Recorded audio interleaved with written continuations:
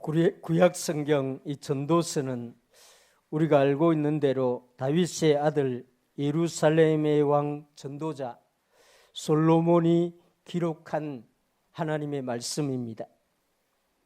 이 전도서는 이 솔로몬이 이 해 아래에서 수고하는 모든 것이 헛되다 하는 것을 반복적으로 선포하고 있습니다. 전도자가 이르되 헛되고 헛되며 헛되고 헛되니 모든 것이 헛되다. 이런 헛되다라고 하는 이런 말씀을 보면은 이 솔로몬은 극단적인 허무주의를 선포하고 있는 것처럼 보입니다. 아마 이 전도서를 자세하게 주의해서 읽지 아니하면은 성경이 왜 이렇게 말하지? 이 놀랄 분들도 있을 것입니다. 솔로몬은 어떤 사람보다 인생 경험을 더 많이 한 사람, 그는 부귀영화를 다 경험한 사람, 이 사람이 인생을 허무하다고 선포하면은 인생은 실제로 허무한 것이죠. 그러나 이 전도서를 잘 읽어보면은 허무하다라고 하는, 헛되다라고 하는 그 말을 하기에 그 앞에 말을 잘 읽어야 됩니다. 해 아래에서 수고하는 모든 것이 헛되다, 이렇게 말하고 있습니다. 이 모든 것이 헛되다고 이렇게 말하면은 전체적으로 일반적으로 포괄적으로 말하지만은 솔로몬은 사실 그렇게 말하지 않습니다. 해 아래에서 수고하는 모든 것이 헛되다. 이 전도서 1장부터 이 10장까지 이 해 아래에서라고 하는 말을 반복적으로 솔로몬이 사용하고 있습니다. 이 솔로몬은 해 아래에서 하는 인생의 모든 일이 다 헛되다고 말하는데, 이 해 아래에서라고 하는 이 단어를 놓쳐버리면 전도서는 완전히 잘못 읽게 되는 것입니다. 솔로몬이 말하는 이 해 아래는 세상을 의미하고 사람들이 살아가는 모든 삶의 현장을 의미하지만은 이것을 신학적으로 이해를 하면 예수님 밖의 세상을 말하고 있는 것입니다. 솔로몬은 예수 그리스도 밖에서 행하는 사람들의 모든 수고는 헛되다, 하나님 밖에서 행하는 모든 일은 정말 허무한 일이다, 그걸 전도서에서 말하고 있는 것입니다. 예수님을 믿고 구원을 받은 사람도 그의 생활을 실제로 하나님 안이 아닌 해 아래에서 행하면서 살아가는 경우가 너무나 많이 있습니다. 예수 그리스도 안에서 살지 아니하고 세상 사람들과 같은 마음, 같은 생각, 같은 행동을 하는 것은 다 헛되고 헛되다 하는 것이죠. 솔로몬은 실제로 이런 일을 경험한 경험자라고 할 수가 있습니다. 하나님을 믿고 하나님의 큰 은혜를 받은 솔로몬이었지만은 이방 여인들을 아내로 많이 맞이하면서 점점 하나님의 소리에 귀를 닫고 하나님이 주신 그 부귀영화에 집착하게 되고, 그런 삶을 살다가 어느 날 해 아래에서 한 모든 것이 헛되구나 하는 것을 깨닫고 이 전도서를 쓴 것이죠. 예수님 안에서, 그리스도 안에서 예수님을 위하여 행한 일은 결코 헛되지 않습니다. 하나님의 나라와 그 의를 위하여 수고한 일은 하나도 헛된 대로 돌아가지 않습니다. 하나님의 나라 선교를 위하여 사는 선교사님들의 삶은 결코 헛되지 않습니다. 복음 전파를 위하여 자기 젊음을 다 소비하고 쓴 그 일들은 하늘나라에 다 기록이 되고 쌓여 있습니다. 그 일은 해 아래에서 한 일이 아니라 그리스도 예수 안에서 행한 일이기 때문입니다. 그래서 전도나 선교나 이런 일들 뿐만 아니라 우리가 예수님을 믿는 믿음으로 행하는 모든 일들, 예수님을 믿는 믿음으로 섬기는 어제 토요일 날 우리 식당에서 어린아이들을 위해서 섬긴 그 일들은 결코 헛된 일이 아닙니다. 세상에서 예수님 밖에서 행한 그 일들과 완전히 다른 일인 것이죠. 그래서 전도서는 해 아래서 행하는 일, 이 말을 마음에 딱 붙잡고 읽어 나가야만이 전도서가 허무주의를 노래하는 그런 말씀이 아니구나 하는 것을 이해하게 되는 것입니다. 지금 우리는 이 전도서 마지막 부분 12장의 마지막에 나오는 말씀을 읽었습니다. 이 13절에 일의 결국을 다 들었으니 하나님을 경외하라 이렇게 말하고 있습니다. 하나님을 경외한다고 할 때 이 경외라고 하는 말은 사실은 우리 일상생활에서 사용하지 않는 말이 되었습니다. 오래전에는 사실 이 경외라고 하는 말을 많이 썼습니다.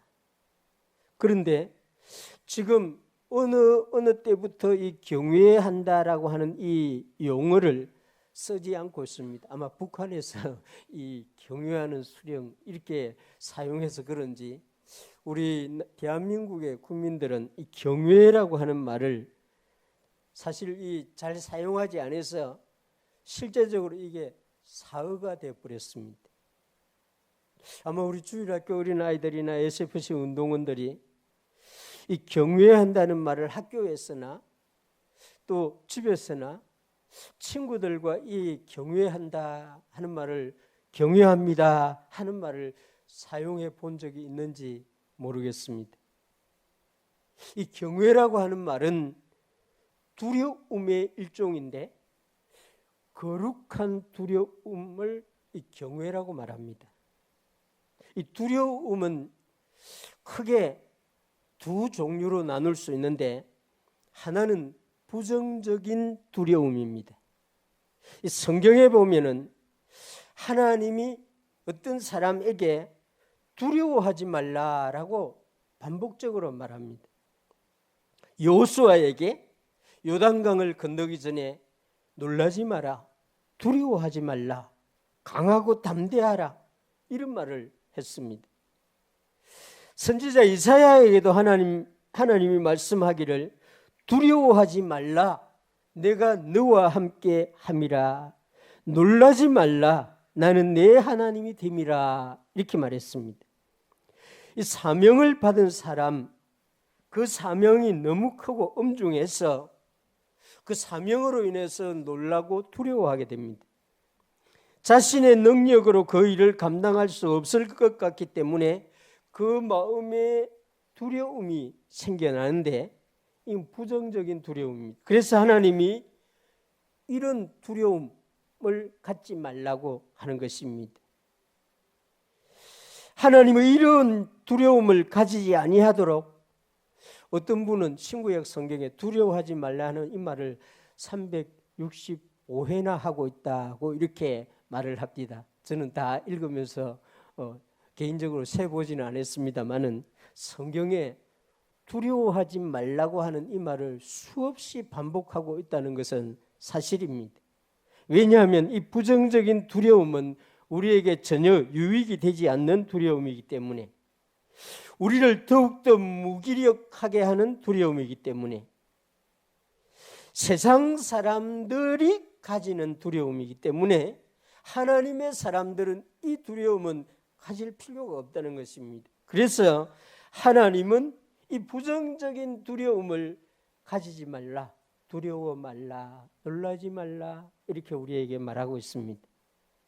이 두려움 중에 다른 긍정적인 두려움이 바로 이 경외입니다. 하나님을 두려워하는 것. 성경에서 하나님을 두려워하라 하는 이 말도 많이 사용하고 있는데 솔로몬은 일의 모든 것을 일의 결국을 다 들었으니 이제 하나님을 경외하라, 두려워하라 이렇게 말하고 있습니다.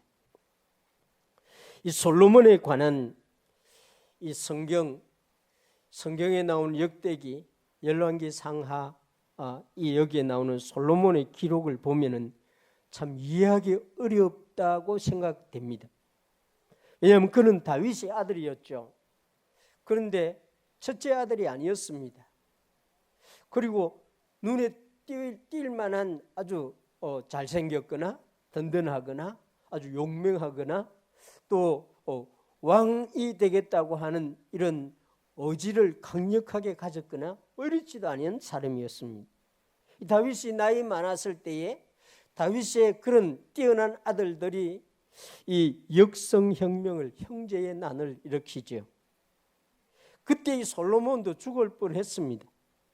그런데 하나님께서 이 솔로몬을 특이한 방식으로 왕을 세워주셨고, 또 솔로몬은 왕이 되고 난 뒤 일천번제, 우리가 잘 아는 번제를 드리고 하나님이 그것을 받으시고 세상 사람들이 받지 못한 특별한 지혜, 총명을 받았습니다.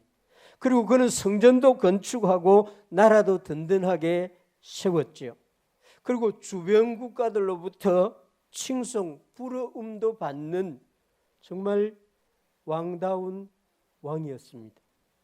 문제는 이 솔로몬이 나이가 들면서 그 성공이 극에 달하면서 부귀영화를 완전히 성취한 다음에 솔로몬, 이 성경에 그것을 기록하고 있는데 놀라운 말씀을 기록하고 있습니다.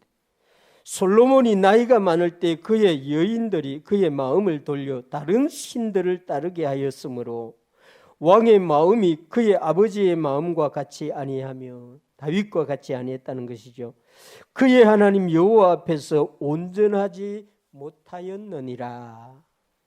열왕기상 11장 4절에 솔로몬에 대한 기록이 정말 갑자기 반전이 일어났습니다. 이 열왕기상 11장 9절 10절에서는 솔로몬이 마음을 돌려 이스라엘의 하나님 여호와를 떠남으로 여호와께서 그에게 진노하시니라. 여호와께서 일찍이 2번이나 그에게 나타나시고 이 일에 대하여 명령하사 다른 신을 따르지 말라 하셨으나 그가 여호와의 명령을 지키지 아니하였다. 놀라운 말씀이죠. 솔로몬 같은 사람이 하나님께 어떻게 이렇게 할 수가 있습니까? 솔로몬이 이렇게 마음이 이상하게 변질된 것은 한 가지로만 대답할 수 있을 것 같습니다. 하나님을 두려워하는 경외심을 상실했기 때문에. 솔로몬의 마음에 하나님을 경외하는 것이 없어졌기 때문에 솔로몬은 이렇게 되었다고 설명할 수밖에 없습니다. 이 사울 왕, 이스라엘의 첫 번째 왕 사울 왕은 여호와를 경외하는 마음이 처음부터 없었던 것 같습니다. 하나님께서 선지자 사무엘을 통하여 기름 부어 왕으로 세워주셨습니다. 그때 그의 마음은 인간적인 겸손함은 있었습니다. 사무엘이 사울을 이스라엘 왕으로 기름을 부으려고 할 때까지만 해도 사울의 마음에는 겸손함, 그것이 있었는데 왕이 된 후에는 선지자의 말도 하나님의 말씀도 듣고 순종하지를 않습니다. 심지어 다윗을 죽이려고 수많은 세월을 쫓아다니죠. 사울 왕은 왜 그랬을까요? 그는 하나님을 두려워하지 아니했기 때문입니다. 하나님을 두려워하는 이 경외심이 이 긍정적인 두려움인데 이것이 없으면 큰 문제를 야기시킵니다. 사울 왕은 이 하나님을 경외하는 마음을 가지지 아니하고 그 왕의 일을 함으로 끝까지 하나님께 돌아오지 못하고 끝까지 다윗에 대해서 죽이려고 하는 그런 일만 하게 됩니다. 이 솔로몬은 어느 시기에 이 마음을 다시 회복하게 됩니다. 전도서 12장 13절에 보면 일의 결국을 다 들었으니 하나님을 경외하라 이렇게 말하죠. 근데 전도서 12장을 여러분들이 집에 가서 자세히 읽어보시기 바랍니다. 이 솔로몬이 인생의 비참한 처참한 영적인 실패를 경험하고 다시 돌아와서 마지막으로 12장 전도서 12장을 마지막으로 기록하고 있는데 여기에는 정말 처절한 말씀을 기록하고 있습니다. 언뜻 보면은 그런 거 잘 볼 수 없는데 이 1절에 보면 너는 청년의 때에 너의 창조주를 기억하라 이렇게 말하죠. 근데 우리는 청년의 때에 이것만 집중해가지고 이 청년들에게 주시는 말씀인가 이렇게 생각하는데 기억하라고 하는 여기에 집중해야 됩니다. 이 전도서 12장에서는 기억하라고 하는 이 말을 어떤 날이 이르기 전에 기억하라고 반복하고 있습니다. 이 12장 7절에 보면 흙은 여전히 땅으로 돌아가고 영은 그 주신 하나님께로 돌아가기 전에 여호와를 기억하라 그런 말입니다. 청년의 때의 창조주를 기억하라는 것은 청년의 때부터 하나님을 두려워해야 한다는 그런 말입니다. 죽기 전에 창조주를 기억하라. 죽기 전에 하나님을 두려워하는 마음을 회복하라. 그런 말을 지금 전도서 12장이 계속 반복하고 있습니다. 사울 왕은 하나님이 다윗을 기름 부어 이스라엘의 왕이 되게 한다는 사실을 알았습니다. 자기 사위죠. 그 다윗이 하나님이 자기 다음으로 왕으로 세우신다는 사실을 알았습니다. 왜냐하면 자기에게 기름 부었던 선지자 사무엘이 그에게도 기름 부었기 때문입니다. 그런데 사울은 하나님을 두려워하지 아니했기 때문에 이 다윗이 왕이 되는 걸 싫어한 거예요. 자기 아들에게 왕이 되게 하려고 한 거예요. 하나님을 무서워하지 아니하고 끝까지 이 경외심을 회복하지 못하고 죽은 사람 사울 왕입니다. 근데 솔로몬은 감사하게도 하나님을 두려워하는 마음을 회복합니다. 그래서 해가 지기 전에 어둡기 전에 날이 다하기 전에 청년의 때가 끝나기 전에 창조주 하나님을 기억하라. 그 전능자의 능력을 기억하고 그 앞에서 경외심을 가지라. 이것이 전도서 12장의 핵심 메시지인 것입니다. 여러분 마음에 하나님을 경외하는 것이 있습니까? 다윗은 하나님을 경외하는 마음으로 살았던 사람이 확실합니다. 그는 어떤 사람이 저지를 수 없는 그런 죄도 지었습니다. 실수도 했죠. 심지어 자기 부하를 의도적으로 죽이는 정말 지도자로서 해서는 안 되는 그런 일까지 했습니다. 그러나 다윗에게는 하나님을 두려워하는 경외심만큼은 있었던 것입니다. 그래서 이 사람은 결국 넘어져도 다시 일어나고 회복될 수 있었던 것입니다. 우리 마음에 여호와를 두려워하는 하나님을 경외하는 그런 마음이 있기를 주님의 이름으로 축원합니다. 이 하나님을 경외하는 사람들의 마음에는 그 여호와를 그의 명령을 지키라고 이렇게 말하고 있습니다. 솔로몬이 여호와를 경외하고 그의 명령을 지킬지어다. 이것이 모든 사람의 본분이니라. 두 가지를 동시에 말하죠. 하나님을 경외하고 그의 명령을 지키는 이 두 가지를 다 해야 된다는 것인데, 실제로 하나님을 경외하는 마음을 가지면은 이 두 번째 것은 할 수 있게 되는 것입니다. 모세가 이 요단강을 건너지를 못합니다. 하나님이 모세를 요단강을 건너서 가나안에 들어가지 못하도록 합니다. 물론 성경에는 머리바에서 바위를 2번 쳐서 걸었다고 설명을 하고 있습니다. 사실 하나님이 그것으로 인해서 이 가나안에 들어가지 못한다고 말을 합니다. 그러나 모세의 사명은 거기까지입니다. 요단강 앞에까지 모세의 사명은 완료되는 것이죠. 이 신명기를 읽어보면은 모세는 그 요단강 앞에서 그 이스라엘 백성들을 향해서 정말 잔소리 같을 정도로 심하게 그의 모든 명령을 지켜 행하라 하는 말을 많이 하고 있습니다. 모세로서는 정말 간절하고 절박한 마음으로 하나님의 말씀을 지켜 행하라 하는 말을 이 신명기보다 더 많이 하는 성경은 없습니다. 모세의 말을 듣던 백성들이 그 설교를, 긴 설교를 듣다가 그런 생각을 가졌던 것 같습니다. 하나님의 명령은 우리에게 너무 어렵습니다. 우리가 지키기에는 너무 힘듭니다. 하나님의 말씀은 우리 생활의 현장과는 너무나 거리가 멀어서 실제로 실천할 수 없습니다.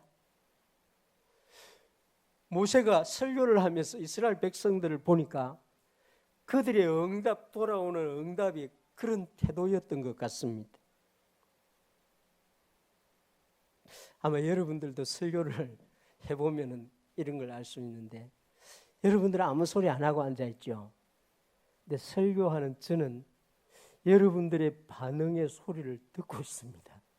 어떨 때는 무섭습니다. 그래서 모세가 그 요단강에서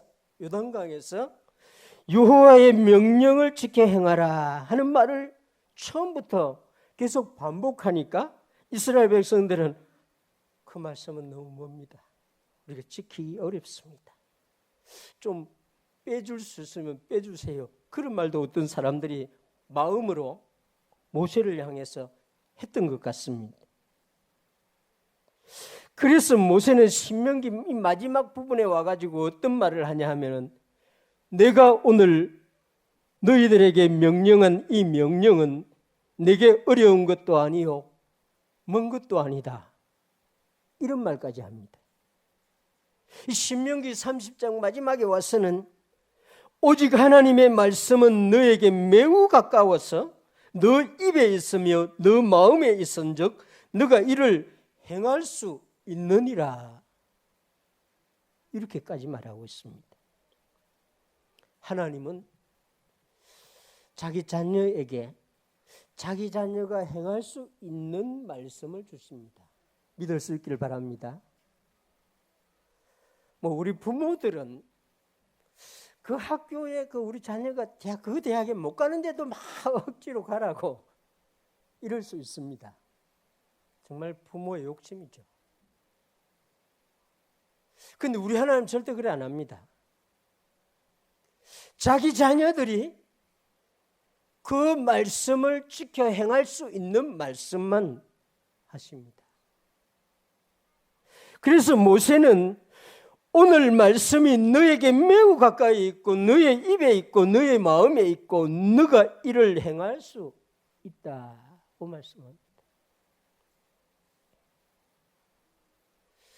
10계명을 나는 할 수 없습니다. 이런 분 혹시 있습니까? 다 할 수 있는 말을 주시는 거죠. 유대인들, 예수님이 왔을 때에, 이 땅에 왔을 때 제사장 바리새인들, 서기관들, 이 사람들은 하나님의 말씀을 지키려고 했던 사람들이었습니다. 그런데 그들은 하나님의 말씀을 무겁게 받아들입니다. 하나님의 말씀을 엄중하게 받아들입니다. 이 하나님의 말씀을 자기들이 지키기에는 너무나 힘들다고 생각을 합니다. 그래서 하나님의 말씀을 지키기 위해서 장치들을 계속 만들어내는데 토랍니다. 이게 또 더 힘듭니다. 그들이 만약 하나님을 경외하는 마음을 가지고 있었다고 하면은 상황이 달라졌을 것입니다. 하나님을 경외하는 마음을 가지게 되면은 가식이나 위선 같은 것은 필요가 없습니다. 하나님을 경외하는 마음을 가지고 하나님의 말씀을 지키려고 하다가 실수를 했다고 해도 하나님은 그 말씀을 지킨 것으로 인정을 합니다. 유대인들은 그걸 몰랐던 것이죠. 부모된 여러분들이 자녀들이 엄마 아빠의 소원대로 공부를 하려고 하다가 성적 영 엉터리로 나왔어요. 그때도 야단칩니까? 안 치지요. 열심히 하려고 하는 그 자녀 그 자체를 칭찬하고 잘했다. 다음에 더 잘하면 되지. 이렇게 말하지 않습니까? 우리 하나님 그런 분입니다. 하나님을 경외하는 마음으로, 하나님을 두려워하는 마음으로 그 말씀을 지키려고 하면은 하나님은 그 마음을 보시는 것입니다. 예수님이 이 땅에 와서 말씀하셨잖아요. 하나님은 너 손을 발을 보는 것이 아니라, 너 입을 보는 것이 아니라 너 마음을 보는데 그 마음이 하나님을 경외하는 마음입니다. 유대인들은 이걸 간과했던 것입니다. 하나님을 경외하는 마음이 없이 아무리 선한 일을 열심히 해도 낙제입니다. 어떤 사람이 하나님을 두려워하는지 하지 않는지 구별할 수 있는 것은 그 사람이 하나님의 명령을 지키려고 하는 마음을 가지고 있는지 없는지 그걸 보면 알 수가 있습니다. 실수는 누구나 하죠. 저도 실수를 너무 많이 해가지고 정말 어떨 때는 내가 싫을 때도 있습니다. 뭐 새벽기도 찬송하다가 1절 부르다가 2절 빼먹고 3절을 부르고, 근데 감사하게도 우리 성도님들은 또 따라와 줘요. 그때 돌아가면 새벽에 정신을 좀 차리고 해야 되는데 그럽니다. 그렇습니다.